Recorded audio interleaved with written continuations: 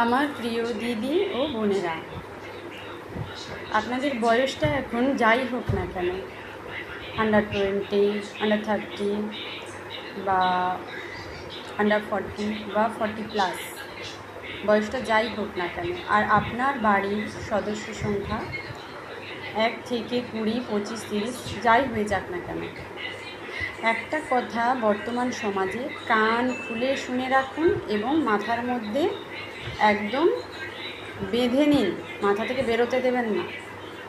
নিজের পায়ে দাঁড়াতেই হবে, কোনো কাজ ছোট নয়।